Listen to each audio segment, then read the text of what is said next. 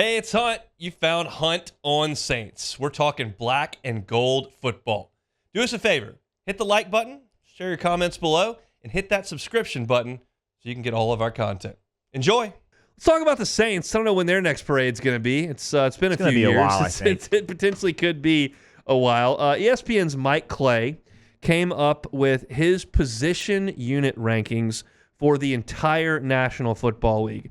This is not necessarily the singular player. This is the starters as a whole, and then the backup quarterbacks. It's influenced strongly by the player that's going to be starting, but it's a unit ranking as a whole. And we're going to go through them one by one. Beck, I'm going to have you guess where you think the Saints rank, and then we'll have a little discussion about each. We'll start at the most important position on the field. That is the quarterback. This is for New Orleans. Derek Carr, Nathan Peterman, and Spencer Rattler for the purposes of Mike Clay's exercise. Where do you think that room, again, you don't really have to worry about backups here. We're kind of talking about starters almost exclusively. Where do you think that ranks the Saints? I'm going to guess 17. That's probably where I would have them. Mike Clay thinks a little bit less of the Saints. They've got him at 22. Yeah. The only veteran behind Derek Carr in this group is Russell Wilson, and Russell Wilson is right behind him at number 23. The only people behind those two are Bryce Young, Caleb Williams, Jaden Daniels, Drake May, I guess Sam Darnold's a veteran, whatever. Yeah. Bo Nix, Will Levis, Daniel Jones, Gardner Minshew, kind of a veteran as well. But like the only veteran proven starter they say is worse than Derek Carr is Russell Wilson. We've had this discussion before. You're just not going to sell me that Anthony Richardson is a better option than Derek Carr right now.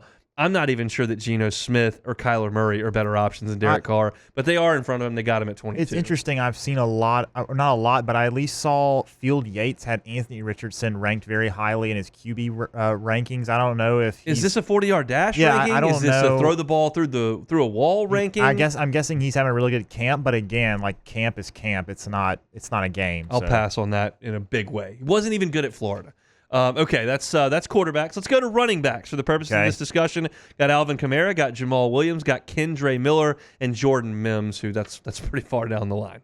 I'll say 15. A little better than you think. A little better than middle of the pack at number 10. Okay. They've got the Saints in front of they've got the Saints better than Pittsburgh with Najee Harris, Jalen Warren, Cordero Patterson, better than Green Bay with Josh Jacobs and Marshawn Lloyd, better than Jacksonville with Travis Etienne and Tank Bigsby, who are obviously guys from this part of the country as well. That's going to be interesting. We know that Alvin Kamara is kind of sitting out right now, and we'll see what his training camp involvement is and what his production is in a new offense that has featured Christian McCaffrey so well. We have no idea what Kendre Miller is, and Jamal Williams is a huge disappointment. In a vacuum, I could go, you've got a guy who's been a second-team All-Pro. You've got a guy who's led the NFL in touchdowns. You've got a really talented young player with a lot of tread on the tires. This could be great. Or I could go, well, Kamara hadn't been that good, and Miller can't stay healthy, and Williams was a bust. So he kind of thinks more of them than maybe I would at number 10. I'm guessing Mr. Clay expects a resurgence for Kamara with Klint Kubiak calling the plays, and also Jamal Williams. He can't have a worse season than he did last year. No, he didn't get a lot of touches. They had to get him a mercy touchdown that caused a grease fire with Atlanta. Yeah, I mean it literally can't get worse for him. So I'm guessing he's expecting those guys to do a lot better this year than they did last year with a new offensive coordinator. Let's talk about this one. This is interesting. Wide receiver. They've got listed here for New Orleans: Chris Olave, Rashid Shaheed, Bub Means, they took in this draft, Cedric Wilson, they brought in, and then A.T. Perry, who showed some flashes last year. Where does that rank the Saints? I would actually think this could be a top 10 receiving core, so I'll go 10. You and me are on the same wavelength. I don't know if I would have gone top 10, but I would have said that's pretty good. 28th. That is shocking. Near the bottom. And so I'm looking at this and I'm going, okay, let's talk about this realistically before we put our black and gold glasses on and go nuts. Like Chris Olave as a number one, as a rookie, 1,042 yards and 4 touchdowns, and last year 1,023 yards and 5 touchdowns. He's only got 9 touchdowns in 2 years. He has gone over 1,000 yards both years. That means a little less with the extra game, but still, it's not like passing where you're guaranteed to get 300 for the extra game. But you start to rank him against the ones. You're not going to put him up there with DK Metcalf, Jamar Chase, Tyreek Hill, A.J. Brown, Justin Jefferson. I mean, do you want to put him in the group with CeeDee Lamb I think he can be. Yeah. And then you start to move down. I don't think anybody that pulls for the Jets or the Chargers or the Lions has ever heard of Rashid Shaheed. Maybe he's on their fantasy team. We know him. He's really fun to watch. Is he a top flight 2? Yeah. He's fast. I think 10 was probably a bit much. Maybe they belong somewhere in the 15 to 17 range, but 28 is crazy. And also, it's just, to me, if he's going to rank the running backs at 10, assuming there's only way he would have them ranked 10 is if he assumes that they are going to play a lot better this year than they did last year with a new offense. So why would he not also assume that the receivers are going to be better this year as well? Sure. And look, here's some of the 2s, and I'll give you, this is where Rashid Shaheed, I mean, you're going to have to be hard-pressed to find somebody that puts Rashid Shaheed above these 2s. Nico Collins for Houston was great last year. Good. They've got Stephon Diggs now. Brandon Ayuk, Tyler Lockett, T. Higgins, Jalen Waddle, Keenan Allen, Devontae Smith, Calvin Ridley, Jordan Addison, Cooper Kupp. Like, these are the 2s that are listed above him. I have a hard time saying, I mean, he's faster than a lot of those guys, but is he a complete receiver as some of them? I think it was shocking when I saw it at 28. I would have said, if you would have told me that, I would have gone like, 13, and you were at 10. So like but you start to look at it and go, okay, maybe they're a tick down on the 1s, maybe they're a tick down on the 2s. Doesn't mean that those 2 guys can't get a lot better. Yeah. And you have them, they're young, so it could be better, and we'll see what the guys on the back end, specifically A.T. Perry, can give them. So wide receiver at 28. And we'll go to tight end. They do include Taysom Hill in the tight end group with Juwan Johnson and Foster Moreau. We know that Juwan Johnson is hurt. I don't believe that they factored that into this situation. So where you got tight ends? I'll say 20.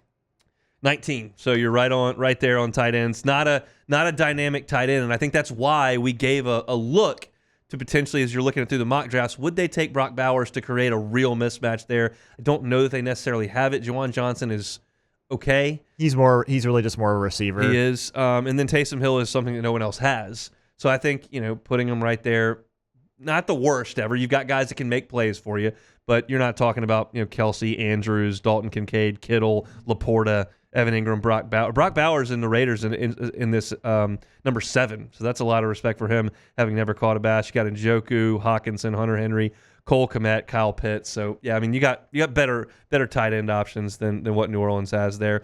And then we got offensive line. What do we think about that? I'm gonna guess 27. 29. Ryan Ramczyk not included in this. It's Fuanga, Saul DeVary, McCoy, Ruiz, and Penning. The only offensive lines listed worse than New Orleans: Jacksonville, Arizona, and Seattle. The only ones worse. And this is going to get really tired in August, us trying to talk about this every single week. And the point is, these guys just have to play better, or it's big trouble. And my biggest takeaway from all of this is that they think very little of the offensive line. They think a lot of the running backs. They think very little of the wide receivers, and they think very little of the quarterback. How much of the running game are the Saints going to lean on? And maybe does that benefit Trevor Penning? Does that benefit Taliesin Fuanga? It's easier to run block in the NFL than it is to pass block. Maybe they lean more on that than we're thinking. And actually, now that you say that, it does sort of make sense to me why they would have the running backs ranked so highly, because perhaps they expect the Saints to run the ball a lot more, and that would also make sense as to why they don't think the receivers will necessarily be as good as they could be, just because they won't be throwing the ball as much and they'll be leaning on the run more. So that does actually make sense. If you average those out, quarterback 22, running back 10, wide receiver 28, tight end 19, offensive line 29, your average ranking for those 5 groups, which I guess would put the offense as a whole, 21.6, so 22nd in the league. And that's kind of about where you kind of think the Saints are. I don't anticipate the Saints being completely unable to score. I also don't believe them to be an explosive, dynamic, brutal offense to stop. I don't think you're going to step right in and look like the Dolphins or the 49ers or any of those teams that are going up and down the field. I think that is kind of what we think about the Saints when you even it out. It might not have been the way that I get there. I might have backed the running backs up a little bit, put the wide receivers up a little bit, put the quarterback up a little bit, but still averaging out around 21, 22 kind of feels about right. So that's what Mike Clay thinks about the New Orleans offense as a whole. Hey, it's on. Thanks for watching Hunt on Saints. Before you leave, help us out a little bit. Hit that like button. Leave your comments in the section below. and hit that subscribe button so you get all our content right here from Hunt on Saints. We'll see you next time.